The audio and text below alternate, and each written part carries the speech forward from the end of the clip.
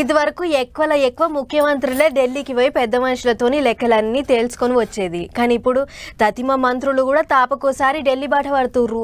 Centre మంత్రుల దగ్గర కూర్చొని ఎవళ్ళ లెక్కలు వాళ్ళే తేల్చుకుంటుర్రు.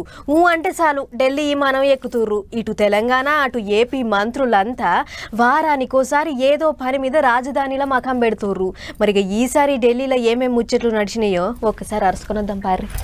ఓ దిక్కు ఇటు అసెంబ్లీ మీటింగులు ఉన్నాయి, ఎట్టెట్లా ఏం చేయందని అంతా ఊకొని మాట ముచ్చట చేసేది పోయి ఇక్కడ అంత ఇడిచిపెట్టి ఢిల్లీలో మీటింగులు పెట్టిండ్రు తెలంగాణ ముఖ్యమంత్రి మంత్రులు.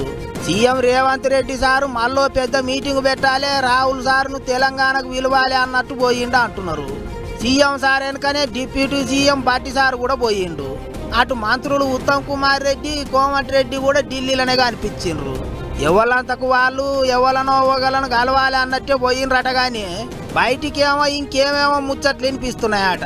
ఢిల్లీ పెద్ద మనుషులంతా ఎవళ్ళ పనిలే వాళ్ళు రికాం లేకుండా ఉన్నారట.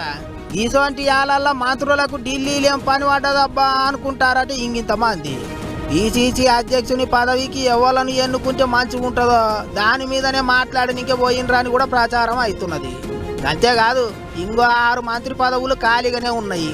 వాటి కొరకు పోటీ పడుతున్న వాళ్ళు కూడా చాలా మందే ఉన్నారు. అందుకే ముందుగా పెద్ద లీడర్లు అంతా కూకొని ఓ మాట అనుకొని పెద్ద మనుషులకు చెప్తే అయిపోయా అన్నట్టు పోయినరని కూడా ముచ్చట్లు వినిపిస్తున్నాయి. ఇక పోయినరు ఢిల్లీలోనే ఉండే రోడ్ల శాఖ కార్యదర్శిని కలిసిండట కోమటిరెడ్డి సారు. రాష్ట్రంలో 16 రోడ్లను జాతీయ రహదారుల లెక్క మార్చాలి అని కోరిండట. అటు కాళేశ్వరం ప్రాజెక్టు మీద ఢిల్లీ ఆఫీసర్లను కలిసి మాట ముచ్చట చేసిండట ఉత్తమ్ సారు. ఇట్లా ఎవళ్ళ పనులు వాళ్లకు అలగలగున్నా ముఖ్యమైన లీడర్లంతా ఢిల్లీలోనే మకాం పెట్టటాలకు ఆ ఓటి ముచ్చట్లు గట్టిగా వినిపిస్తున్నాయి ఇప్పుడు.